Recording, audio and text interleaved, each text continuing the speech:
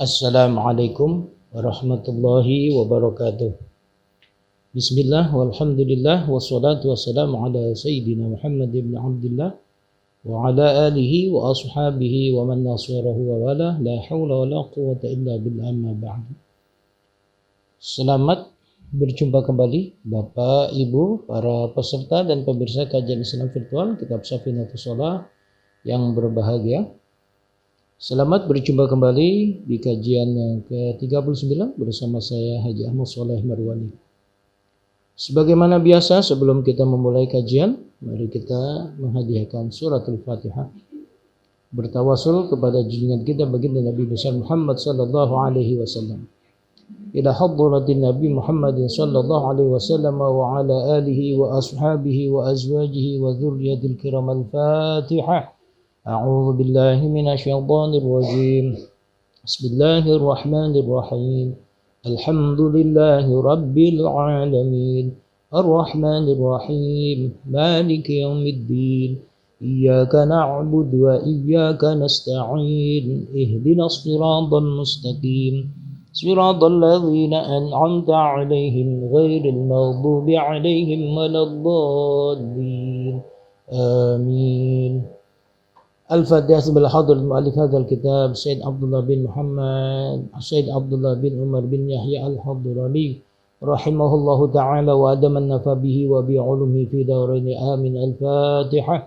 A'udzu billahi minasyaitonir rajim. Bismillahirrahmanirrahim. Alhamdulillahi rabbil alamin arrahmanir rahim maliki yaumiddin iyyaka na'budu wa iyyaka nasta'in اهدنا الصراط المستقيم صراط الذين أنعمت عليهم غير المغضوب عليهم ولا الضالين آمين. Al-Fatihah bismillah hadrati masyayikh wa asatidz mahad bidul pesantren wa masyayikh wa asatidz mahad langitan rahimahumullahu ta'ala wa adamanna bihi wa bi ulumihim wa ada alaina وعلى أهلنا على أولادنا ذرياتنا تلامذنا ببركاتهم وبركات علومهم. الفاتحة. أعوذ بالله من الشيطان الرجيم بسم الله الرحمن الرحيم الحمد لله رب العالمين الرحمن الرحيم مالك يوم الدين إياك نعبد وإياك نستعين اهدنا الصراط المستقيم صراط الذين أنعمت عليهم غير المغضوب عليهم ولا الضالين آمين. Bapak Ibu hadirin dan hadirat, para peserta dan pemirsa kajian Islam virtual Kitab Safinatus Shalah yang berbahagia. Di kajian yang ke-39 ini kita akan membahas tentang hikmah dan makna gerakan salat, syarat, rukun, dan sunnah-sunnah hayat serta sunnah abad. Di kajian yang ke-37, ke-38 kita sudah membahas tentang hikmah perbedaan bilangan rakaat salat. Bismillahirrahmanirrahim. Wa'lam anna salata mahallu munajatil 'abdi li rabbih wa ma'dan musafatihi lahu wa tuhratun lil qulubi minadz dzunubi wa silatun bainal 'abdi wa rabbih. Wa alam, perlu diketahui, anna sholata, bahwasanya salat itu mahallu munajatil 'abdi li rabbih, adalah ruang tempat bermunajat seorang hamba kepada Tuhannya, tempat ruang untuk berdialog, berkeluh kesah, mengadukan curhat. Wa ma'danu musafatihi lahu, dan tempat pembersihan diri seorang hamba kepada Tuhannya. Banyak dosa, banyak kesalahan, ruang untuk membersihkan diri, membersihkan dosa-dosa dan kesalahan, yaitu dengan cara sholat. Wa tuhratul lil qulubi minadz dzunubi, dan menyucikan hati dari berbagai dosa. Hati kita berdosa, suka berpikir yang tidak-tidak, kemudian hasud, iri, dengki, riya, sombong, takabur, dan tidak ikhlas, itu adalah dosa-dosa hati kita, dibersihkan dengan melaksanakan sholat. Wasilatun bainal abdi wa rabbih, dan sholat itu menjadi mediasi, mediator, penyambung antara sang hamba dengan Tuhannya.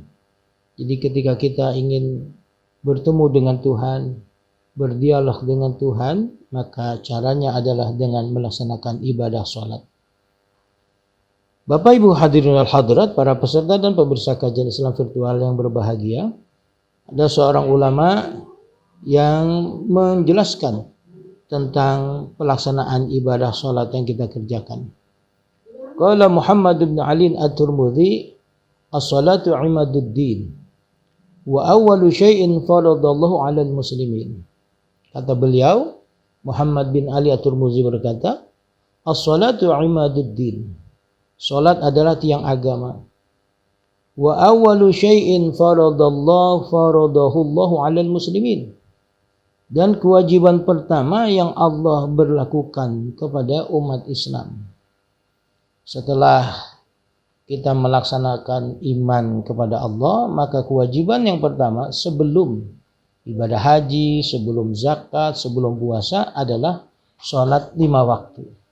Maksudnya adalah untuk meneguhkan keimanan, untuk media berdialog antara seorang hamba dengan Tuhannya, yaitu diperintahkan sholat. Mengapa demikian? Wa fi sholati iqbalullahi 'alal 'abdi liyaqbalu 'alaihi fi suratil 'abidi tadhallulan wa tasliman wa tabadzulan wa takhaddu'an wa takhashyu'an wa taraghuban wa tamalluqan. Wa fi sholati, di dalam kegiatan sholat, iqbalullahi 'alal 'abid, terdapat kegiatan tatap muka antara Allah dengan hambanya. Karena terjadi tatap muka, pertemuan 4 mata antara hamba dengan Allah, maka usahakan liyaqbalu 'alaihi fi suratil 'abid. Hendaklah seorang hamba ketika bertatap muka, berjumpa, bertemu dengan Allah dalam potret al-abid, seorang hamba sahaya. Seorang hamba sahaya terhadap majikannya, terhadap tuan pemiliknya, itu sangat hormat, sangat ta'zim, penuh penghambaan dan pengabdian kepada tuannya. Dalam segi apa? Tazallulan, dalam segi kehinaan, merasa hina, tidak berdaya. Kita yang fisiknya sempurna, tapi di hadapan Allah bukan siapa-siapa. Karena fisik kita ini akan binasa, akan hancur. Begitu mati, tidak ada seorang pun yang ingin berteman dengan kita yang sudah jadi sosok mayat. Wa tasliman, dan dalam segi kepasrahan. Seorang hamba itu pasrah, tunduk kepada tuan majikannya. Begitu juga kita kepada Allah. Dalam sholat, tunduk, patuh, pasrah kepada Allah. Wa tabadzulan, dan dari sisi pengorbanannya. Seorang hamba sahaya terhadap tuan majikannya rela berkorban. Wa takhaddu'an, dan dalam segi kerendahan hati. Karena kita bukan siapa-siapa, tidak memiliki jasa, tidak memiliki apa, semua titipan dari Allah. Maka sudah selayaknya lah kita merendah hati. Wa takhasyu'an, dan khusyuk, penuh penghayatan dalam pelaksanaan salat. Wa taraghuban, dan rasa senang, rasa suka dalam melaksanakan ibadah, bukan sebuah suatu beban, tapi merupakan suatu kesenangan. Karena dalam sholat kita berdialog kepada Allah, zat yang maha mendengar, maha pengasih, maha penyayang. Segala curhat kita tidak akan dibocorkan kepada siapapun. Segala problematika yang kita haturkan pasti akan ada solusi dan jalan keluar. Berbeda ketika kita curhat kepada seseorang, apa yang kita curhatkan menjadi rahasia umum dan tidak ada solusi, malah justru membuat semua jadi masalah baru. Wa tamalluqan, dan hendaklah kita juga ketika berjumpa atau melaksanakan sholat di hadapan Allah dengan rasa adanya ketergantungan. Artinya semakin sering melaksanakan sholat, terus ada keinginan untuk melaksanakan sholat berikutnya, karena kita bergantung atau ketergantungan, kecanduan terhadap dialog kita kepada Allah Subhanahu wa taala. Potret daripada kegiatan gerakan-gerakan sholat itu lebih lanjut beliau jelaskan. Fal wuqufu tadhallulun. Gerakan berdiri ketika kita sholat, bagi yang mampu berdiri, maka berdirinya kita menghadap kiblat itu sebuah kehinaan. Bagi yang tidak mampu berdiri, sholatnya dengan duduk atau dengan tidur miring atau dengan tidur telentang, itu semuanya adalah kehinaan di hadapan Allah Subhanahu wa taala. Wat takbiru taslimun, sedangkan takbir, kumandang takbir Allahu Akbar dengan mengangkat kedua tangan, Allahu Akbar, itu adalah sebuah kepasrahan, taslim. Kita menyerah kepada Allah Subhanahu wa taala bahwa kita bukan siapa-siapa, jasad ini milik Allah, roh milik Allah, apa yang kita miliki semua adalah milik Allah, ilmu pengetahuan milik Allah, semuanya milik Allah. Kita berserah diri, pasrah kepada keputusan, kepada ketetapan, kepada perintah dan larangan Allah. Wasana wa tilawatu tabadzulun. Pujian kita dan bacaan-bacaan kita, zikir, tasbih dan qiraah yang kita baca dalam pelaksanaan sholat itu adalah sebuah pengorbanan. Warruku'u takhaddu'un. Ruku' yang kita lakukan bentuk daripada kerendahan hati. Kita menghormat, tunduk kepada Allah Subhanahu wa taala. Wasujudu, sedangkan gerakan sujud takhusyu'un, adalah bentuk kekhusyuan. Perenungan kita, keseriusan kita, ketundukan kita kepada Allah. Wal julusu, sedangkan duduk kita antara dua sujud, taraghubun, adalah merupakan bentuk rasa senang, rasa cinta, rasa suka kita dalam melaksanakan ibadah sholat. Wa tasyahudu ta'amallukun, dan tasyahud akhir adalah bentuk tamalukun, rasa ketergantungan atau kegandrungan atau kecanduan. Sebab dengan mengakhiri pelaksanaan sholat, kita akan berharap bertemu dengan waktu sholat berikutnya dan kita akan melaksanakannya dengan penuh sukacita dan dengan penuh kesenangan, keceriaan. Bapak Ibu hadirin dan hadirat yang dirahmati Allah Subhanahu wa taala. Hendaklah falyaqbalil 'abdu ila Allah bihadhihi surah. Liyaqbalallahu 'alaihim bitaharrahumi wa ta'attufi wa taqabbuli wa taqarrumi wa taqarrubi. Walaysa syai'un min amri ad-din a'dhamu min as-shalah. Falyaqbalil 'abdu, sehingga hendaklah seorang hamba ketika sholat menghadap kepada Allah, ilallahi bihadhihi surah, dengan potret seperti ini, penuh kehinaan, kepasrahan, kekhusyuan, ketundukan, pengorbanan, kebergantungan, rasa senang, tidak ada keterpaksaan. Kalau seperti ini kita menghadap Allah, liyaqbalallahu alaihim, supaya Allah menghadap mereka, menerima sholat mereka, bertemu, bertatap muka dengan mereka, orang-orang yang melaksanakan sholat, bitarahumi, dengan penuh kasih sayang, Allah menyambutnya dengan penuh kasih sayang, wa ta'attufi, dengan penuh kelembutan, wa taqabbuli, dengan penuh penerimaan, wa taqarrumi, dengan penuh penghormatan, pemuliaan, wa taqarrubi, dan penuh pendekatan. Falaysa syai'un min amrid din a'dhamu min as-shalah, tidak ada satupun dari perintah agama ini yang lebih hebat, lebih dahsyat, lebih besar daripada perintah sholat. Karena sholat ini pengaruhnya bukan hanya kepada fisik, ruh dan jiwa kita juga akan dapatkan pengaruh. Fisik kita melalui gerakan-gerakan sholat akan menjadi sehat. Punggung, pinggang, kaki, paha, betis, jantung, otak, ginjal, semuanya akan menjadi sehat. Begitu juga visi ruhani kita dan hati kita akan semakin fresh, semakin cerdas, karena selalu berkomunikasi dan berdialog kepada Allah Subhanahu wa taala. Berbeda dengan ibadah-ibadah yang lain.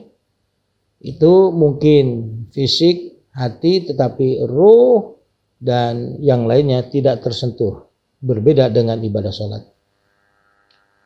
Bapak Ibu hadirin al hadirat, para peserta dan pemirsa kajian secara virtual yang berbahagia. Selanjutnya, dari sekian hal yang sangat penting dalam ibadah sholat, ada satu yang sangat penting sekali, yaitu adalah kita harus ikhlas. Wa'lam anna syarta qabul ibadah al-ikhlas. Falau amila ma'adam al-ikhlas lam yanal minallahi thawaban wa in sahha amalu zahiran biistifa'i syuruti wal arkan fa inna riya'a haramun fi kulli amalin.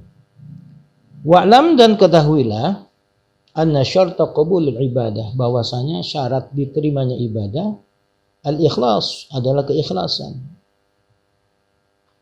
Falau amila ma'adamil ikhlas, seandainya seseorang melaksanakan ibadah tanpa dibarengi dengan keikhlasan atau tidak ikhlas, lam yanal minallahi thawaban, maka dia tidak akan menerima pahala dari Allah Subhanahu wa taala. Wa in sahha amaluhu, meskipun amal ibadahnya salat sah zahiran, secara zahir, yaitu bistifa'i syuruti wal arkan, syarat rukunnya terpenuhi, tapi tidak ikhlas, maka tidak diterima, tidak dapat pahala dari Allah, hanya sekedar menggugurkan kewajiban. Kalau ibadah yang kita lakukan modelnya seperti ini, maka sia-sia belaka kita tidak mendapatkan pundi-pundi poin pahala di sisi Allah. Fa inna riya haramun fi kulli amalin, karena sesungguhnya riya diharamkan dalam setiap amal ibadah. Selanjutnya, Sayyid Abdullah bin Umar bin Yahya al-Hadrami membuat metafora pelaksanaan ibadah, khususnya ibadah sholat ini, dengan sebuah pohon. Pohon akan berdiri kokoh dengan fundasi akar, itu syarat. Kemudian ada batangnya, ada cabangnya, ada daun, dan ada buahnya. Buah ini adalah tujuan akhir daripada pelaksanaan ibadah salat. Selanjutnya beliau katakan, waqad syabbaha ba'duhum jamil ibadati bi syajaratin madlubin samruha. Sebagian ulama ada yang mencoba untuk menyerupakan, membuat metafora bahwasanya ibadah salat itu jami'al ibadati, semua ibadah, bi syajaratin, dengan sebuah pohon, matlubi samruha, yang buahnya itu diharapkan. Semua orang ingin menanam sebuah pohon pasti mengharapkan ada buahnya. Orang menanam bunga, pohon bunga pasti akan diharapkan bunganya. Menanam pohon besar akan diharapkan buahnya. Fasyurutu kal uruqi, syarat-syarat ibadah itu bagaikan akar. Sebuah pohon tanpa akar maka tidak akan tumbuh. Ibadah yang kita lakukan kalau tidak dipenuhi persyaratannya maka tidak akan sah. Wal arkanu ka usuli aghsaniha, sedangkan rukun-rukun adalah merupakan pangkal daripada cabang. Jadi pohon itu ada cabangnya, ada batangnya. Tanpa itu maka tidak disebut pohon.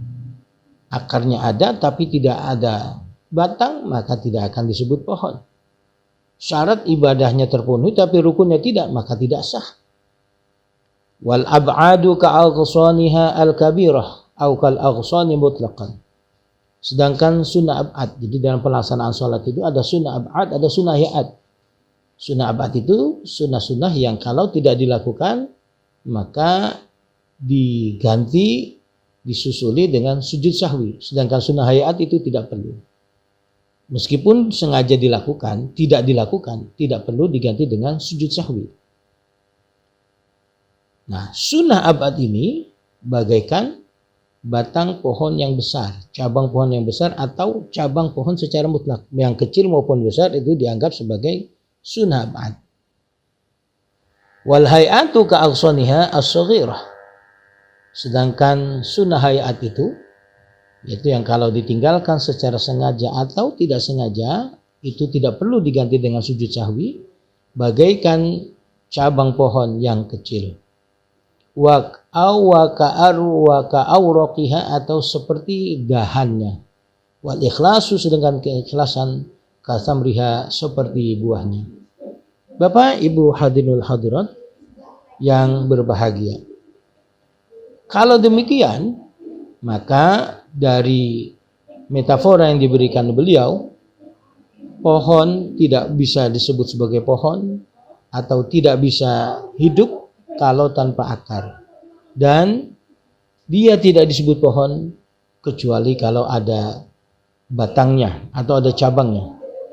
Fala tasbu syajarun illa bil uruqi. Pohon itu tidak akan tetap bisa hidup tanpa akar.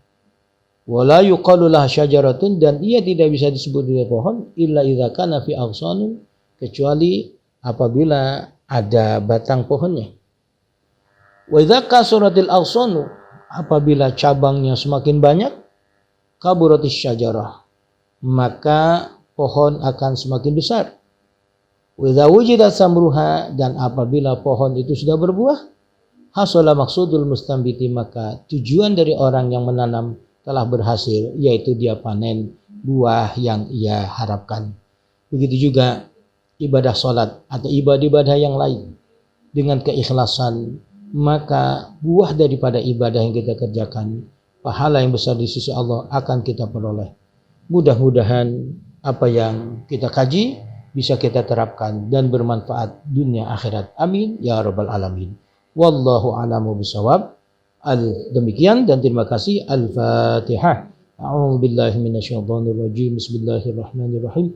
Alhamdulillahi rabbil alamin arrahmanir rahim maliki yaumiddin. Iyyaka na'budu wa iyyaka nasta'in. Ihdinas siratal mustaqim. Siratal ladzina an'amta 'alaihim ghairil maghdubi 'alaihim waladdallin. Amin. Astaghfirullahal azim, astaghfirullahal azim, astaghfirullahal azim. Alhamdulillahi rabbil alamin hamdan syakirin hamdan na'imin. حمدا حلالا طيبا مباركا في حمدا يوافي نعمه يكافي مزيده يا ربنا لك الحمد ولك الشكر كما ينبغي لجلال وجهك الكريم وعظيم سلطانك اللهم ارزقنا فهم النبيين وحفظ المرسلين وإلهام الملائكة المقربين برحمتك يا أرحم الراحمين اللهم انفعنا بما علمتنا وعلمنا بما ينفعنا وزدنا علما والحمد لله على كل حال ونعوذ بالله من حال أهل النار اللهم أرنا الحق حقا وارزقنا اتباعه أرنا الباطل باطلا وارزقنا اجتنابه برحمتك يا أرحم الراحمين وصلى الله على سيدنا محمد النبي الأمي وعلى آله وصحبه الحمد لله رب العالمين. Lebih kurang mohon maaf. Assalamualaikum warahmatullahi wabarakatuh.